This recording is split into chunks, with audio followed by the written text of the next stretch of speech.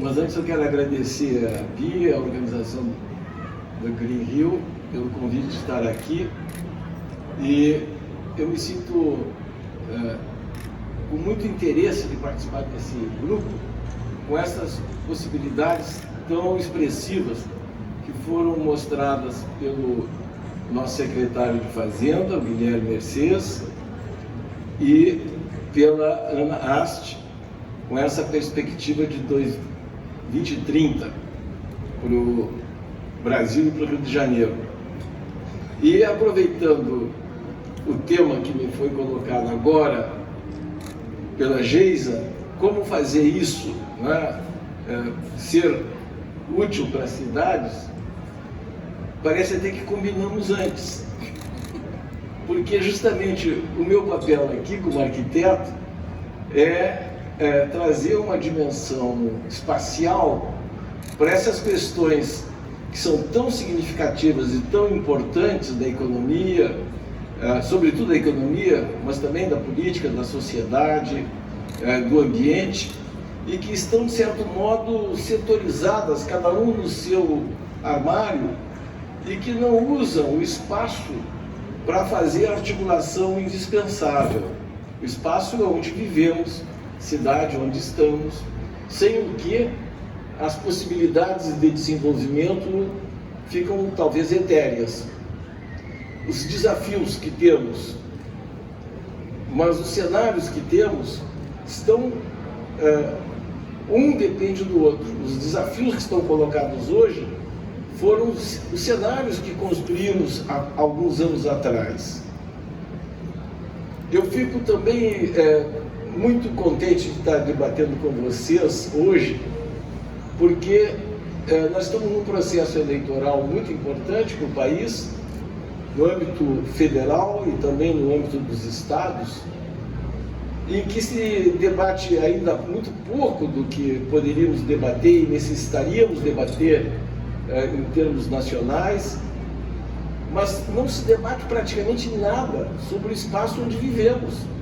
Não se debate nada sobre a cidade, o que nós queremos sobre ela, para ela, nos próximos tempos.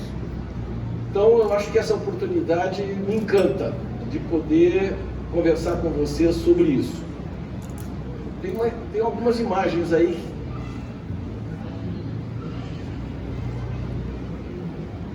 Eu situei do tema que foi colocado, especificamente o tema metropolitano, porque o Rio de Janeiro é o estado do Brasil com maior percentagem de população urbana.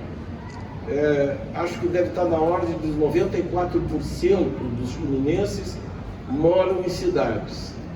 Não tem no Brasil nenhum outro que se aproxime disso. E nesse contexto, nós temos 3/4 da população morando na cidade metropolitana do Rio de Janeiro, o que é alguma coisa extraordinariamente expressiva e que, no entanto, tem sido maltratada ao longo de décadas, como eu vou mostrar sucintamente agora. Então, a primeira questão que eu gostaria de fazer é o reconhecimento da cidade metropolitana, da potência da metrópole no contexto do desenvolvimento, inclusive do desenvolvimento e, sobretudo, do desenvolvimento ambiental, a valorização dos processos econômicos e sociais que se estruturam na cidade. Isso significaria dizer o seguinte: todas essas grandes políticas, ao se espacializarem ou ao não se espacializarem, fortalecem ou enfraquecem as potencialidades econômicas e sociais que dependem do espaço para ir à frente. E o terceiro aspecto é a preservação dos signos estruturantes da ideia de cidade que nós temos. O Rio de Janeiro foi constituído lá no século XVI na ideia da bem-aventurança. Essa ideia é poderosíssima e é por isso que hoje a Ana Ast nos diz que o mundo vê o Rio de Janeiro com um modo especial, assim como também o Guilherme nos disse. Está lá na origem da cidade. na ideia de paraíso na Terra, e que o Rio de Janeiro é uma expressão fundamental para isso, porque talvez seja a única grande cidade do mundo que ao longo de 5 séculos de história mantém os elementos geográficos e ambientais permanentes, constituindo a sua imagem ao longo do mundo, para todo mundo.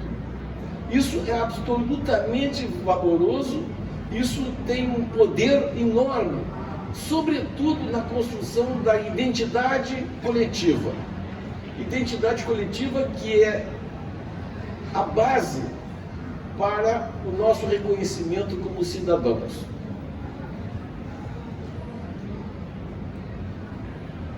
Nós temos 3 pensadores importantes que eu destaquei aqui, claro que temos muitos outros. Nós temos Saskia Sassen, Manuel Castells e François Escher, que nos dizem que o mundo hoje depende muito mais das relações entre grandes cidades globais do que até mesmo das relações entre países. Porque as grandes cidades são os lugares da inovação, são os lugares do conhecimento, são os lugares das trocas econômicas mais significativas, e que isso constitui o espaço para o desenvolvimento. No entanto, essa mesma compreensão nós abandonamos ou não chegamos a compreender nas últimas décadas de constituição do Rio de Janeiro, desde que deixou de ser capital federal. Nós tivemos o plano Tuxídides, que simplesmente considerou a necessidade de expandir a cidade 18 vezes entre a década de 60 e o final do século XX. Depois o plano Lúcio Costa, que desconsiderou a cidade existente, sobretudo a história de 5 séculos localizada no centro do Rio de Janeiro, e propôs transferir a capital para a Barra da Tijuca, constituindo um esforço sobre-humano de deslocamento das principais energias urbanas e sociais e políticas, como nenhuma outra cidade rica, de um país rico, jamais sonhou em produzir.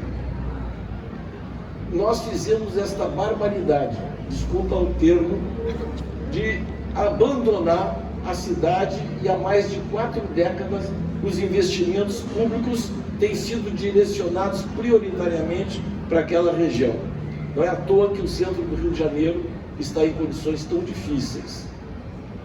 Depois eu vou me ater um pouquinho mais nesse segundo aspecto, terceiro aspecto, que é o segundo Plano Nacional de Desenvolvimento, e que até hoje é considerado como o mais bem elaborado dos planos nacionais para o desenvolvimento do país, constituído em 1974 no governo Geisel, para ter vigência durante o seu mandato, mas que ainda é, sobre muitos aspectos, a base conceitual das ações das políticas federais em relação ao desenvolvimento. Aqui uma ilustração do que eu comentei antes. O Rio de Janeiro era só isso aqui assim. O Tuxídides propôs expandir a cidade barbaramente. E mais do que isso, propôs que todo o parque industrial do Rio de Janeiro naquela ocasião fosse esvaziado e levado para Santa Cruz. Isso eu não vou me estender porque é longo o assunto. Aqui o Lúcio Costa propondo deslocar a centralidade do Rio do centro para a Barra da Tijuca, onde se constituiria, na visão dele escrita, a nova capital do Estado. E aqui o segundo Plano Nacional de Desenvolvimento, que eu vou sucintamente mostrar agora.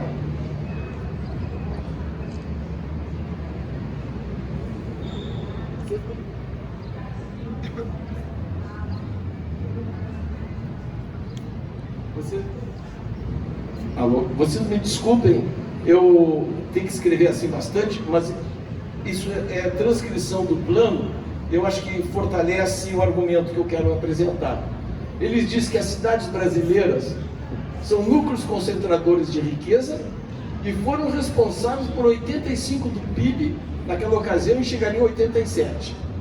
E logo a seguir disse que a cidade deverá situar-se no planejamento econômico, definindo-se a sua função econômica e social, só então para definir-se a sua configuração físico-urbanística.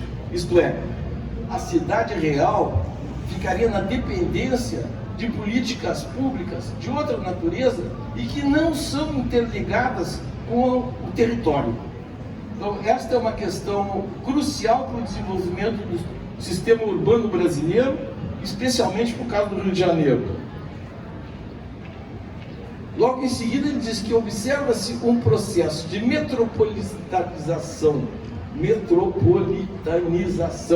prematura, e que o Grande Rio e o Grande São Paulo detém quase a metade da mão de obra empregada na indústria. Essa é uma constatação, poderia ficar nisso. Não, mas aí ele programa a desconcentração econômica da cidade do Rio de Janeiro, da metrópole do Rio de Janeiro. Propõe reduzir a participação industrial. E hoje, o Rio de Janeiro, seguindo essa recomendação, perdeu extraordinariamente a sua capacidade produtiva e, ao mesmo tempo, esvaziou territórios sociais importantíssimos da metrópole que estavam vinculados à produção industrial, como é o caso da Zona Norte e como é o caso da Baixada Fluminense, que, dispondo de indústrias que se esvaziaram, que se mudaram para outros lugares do Brasil ou que simplesmente sumiram, tornaram aquela região de difícil desenvolvimento social, econômico e político. Isso fez também com que a cidade perdesse densidade, e é uma das tragédias da cidade metropolitana do Rio de Janeiro, que a partir de 1960, com a desestruturação dos sistemas de transporte sobre trilhos, nós vamos perder densidade, chegando ao final do século com menos densidade que tínhamos em 1870. Isto é, tem menos gente morando por quilômetro quadrado, quando em 140, 150 anos de distância, as exigências de cidade se multiplicaram várias vezes. Precisa ter água encanada, precisa ter esgoto, precisa ter eletricidade, precisa ter telefone, precisa ter equipamentos sociais. E se você tem menos pessoas por quilômetro quadrado, isso fica muito mais caro, muito mais difícil. Isso faz com que os recursos públicos não sejam capazes de acompanhar o esvaziamento dos territórios ocupados em benefício de um aumento para uma região ainda sem nenhuma condição de infraestrutura. Esse é um exemplo claro de como o Rio de Janeiro se perdeu oportunidades com essa política, porque aqui nós temos o mapa da região metropolitana do Rio de Janeiro ao final em 2010, com 6.700 habitantes por quilômetro quadrado. São Paulo, no mesmo momento, tinha 7.800, sendo que 20 anos antes, o Rio de Janeiro tinha 17% mais densidade demográfica do que São Paulo. Isto é, em 20 anos, o Rio de Janeiro perdeu muita densidade demográfica e, portanto, empobreceu. Empobreceu porque as pessoas foram morar em lugares mais distantes, sem infraestrutura, e saíram dos lugares consolidados, como Copacabana, por exemplo, como a Zona Norte. A Zona Norte perdeu muita população pela degradação territorial e pela expansão da cidade. Um exemplo simples aí nós temos a cidade de Paris, com todo o seu... Com todos os equipamentos que reconhecemos como as belezas que temos culturais, sociais na cidade. Aí nós temos a mesma cidade de Paris, contorno dela, e essa linha amarela é, para dar uma escala, a dimensão da escala, é a praia de Copacabana, o Arpoador, Ipanema e Leblon. E aí a cidade de Paris no mapa da cidade metropolitana do Rio de Janeiro. Então, vocês vejam que o que significa de perda de densidade e, portanto, de dificuldades enormes para ter universalização dos serviços públicos, por exemplo. A Ana Acha acabou de falar sobre a lei de saneamento. Ela não vai ser viável no Rio de Janeiro se nós não contivermos a expansão. Se nós tivermos o mesmo grau que estamos avançando há décadas, nós vamos postergar indefinidamente a possibilidade de saneamento universalizado. Aí o metrô em Paris. Olha o metrô em Paris crescendo ali à direita, ó. Até chegar nisso aí. São 250 estações de metrô. Aí nós temos um sistema, e aí o metrô de Paris no Rio de Janeiro. Olha a proporção. Enquanto lá tem 250 estações, nós temos nesse sistema aqui 16.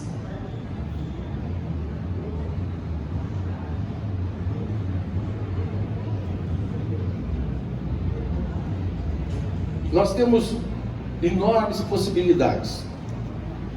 Nós temos que melhorar a segurança pública, nós temos que universalizar os serviços públicos, nós temos equipamentos sociais e culturais de ótima qualidade que precisam ser melhorados também, mas eu vou só para situar dois aspectos que eu gostaria de destacar como relevantes para o nosso, como oportunidades nossas para o futuro. Tudo que eu trouxe para cá é no sentido de dar uma base para o nosso otimismo ser construído, porque nós temos oportunidades muito expressivas que não estão sendo consideradas ou que estão consideradas de um modo ainda frágil e que pode se mobilizar com muita força. Eu me refiro primeiro à transformação dos trens da supervia em metrô de superfície. Nós temos aí o sistema de metrô atual, em azul, e aí nós temos um conjunto de linhas da supervia que na sua potencialidade alcança 70%, 7 milhões e meio de habitantes, e que se nós considerarmos a possibilidade de construção da linha 3 do metrô, alcança 70% da população metropolitana. Isso faria com que toda essa região servida pudesse ser muitíssimo melhorada e pudéssemos fazer com que a população não saia de lá, que as novas construções que serão feitas tenham condições de viabilidade pela possibilidade de uma circulação fácil e confortável e segura, e sobretudo faríamos com que o Rio de Janeiro deixasse de ter a triste estatística de ser a cidade brasileira com maior percentagem de população levando mais de 2 horas para ir de casa para o trabalho e outro tanto para ir do trabalho para casa. Maior percentagem que a cidade de São Paulo. Nós temos cerca de 27% da população metropolitana despendendo mais de 4 horas e meia do transporte de péssima qualidade para chegar ao trabalho. E ao mesmo tempo faríamos com que a região abrangida pela transformação dos trens e metrô pudesse sofrer um incremento extraordinário de benefícios para o seu desenvolvimento e segurança em todos os aspectos. Aí, a parte da Zona Norte, vocês veem que são as estações de trens, como ela está inserida no contexto e como não abandono, elas prejudicam a tudo. A possibilidade delas se transformarem em metrô é uma revolução para a cidade metropolitana e para o contexto do Rio de Janeiro como um todo.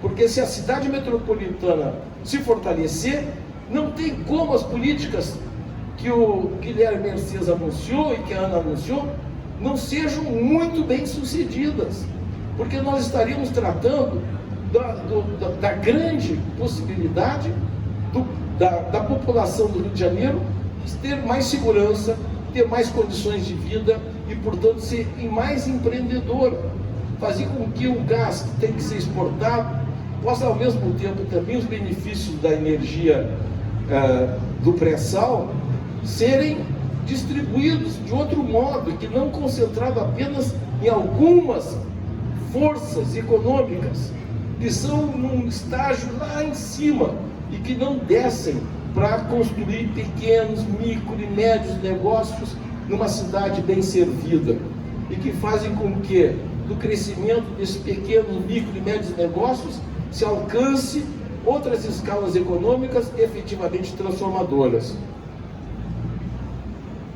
Lamentável imagem então 3 andares que as pessoas têm que subir de escada, para outros 3 andares para baixar, para chegar num trem em péssimas condições. Aí uma possibilidade, um esquema de uma recuperação dos sistemas de trem e metrô, com a recuperação dos bairros, sobretudo das centralidades que fazem parte desse sistema. E por último, o segundo aspecto que eu gostaria de destacar, entre a preservação dos signos estruturantes da ideia de cidade, não tem dúvida que a Baía de Guanabara é essencial, porque ela tem, como eu me referi antes, ela representa o conjunto geomorfológico permanente, eterno, que constitui a imagem ambiental do Rio de Janeiro, associada com a construção espetacular de 5 séculos de história. A Baía de Guanabara recuperada faria com que os vetores que hoje são dispersivos de expansão da cidade possam refluir para a própria articulação da Baía e, portanto, fortalecer a contenção da cidade, evitar que a cidade se expanda, porque essa condição de expansão da cidade é uma tragédia anunciada. Nós não temos mais população crescendo, portanto, se ela continuar expandindo, nós vamos postergar cada vez mais a possibilidade de desenvolvimento. E a Baía de Guanabara recuperada é justamente o contrário. Ela alcança uma periferia de alguns quilômetros interna, com uma potencialidade de desenvolvimento fantástico. Eu diria que é a recuperação da Baía de Guanabara, junto com os trens em metrô, os trens transformados em metrô, os 2 grandes projetos com maior facilidade, com custos mais curtos e de maior potencialidade de transformação dessas políticas públicas que, de certo modo, estão aéreas, inseridas num contexto territorial de transformação social. O centro, em Niterói, São Gonçalo, Tijuca, São Cristóvão, Flamengo, Botafogo, Penha, Olaria, Quintino, os municípios de Caxias, Nilópolis, Belfort Roxo, Mesquita, Nova Iguaçu, São João do Meriti, Bom Sucesso, Grajaú, também, tudo dentro da bacia da Baía de Guanabara, Sampaio, Engenho, Cascadura, Madureira, Deodoro, enfim, Glória, Única, Laranjeiras, Catetes, todos aí, em Aúma, Pavuna, Magé, Guapimirim e Itaboraí. Para encerrar, eu acho que nós precisamos juntar esforços para constituirmos uma agenda de reconstitucionalização do território metropolitano, que a Constituição brasileira passe a vigorar em todo o território metropolitano e do Estado, que as áreas dominadas pela bandidagem sejam subjugadas pelo poder público, no controle urbanístico, na defesa do território e das populações que aí vivem. E o segundo aspecto, nós precisamos discutir, ante essa espoliação que o Rio Metropolitano sofreu ao longo das últimas décadas, sobretudo em decorrência de políticas federais, nós precisamos juntar esforços para construirmos um estatuto institucional próprio para a cidade metropolitana, que dê condições dela enfrentar esses desafios estruturais que são monumentais, mas que têm perspectiva, têm possibilidade têm potencialidade de serem superados num prazo bastante razoável. Muito obrigado.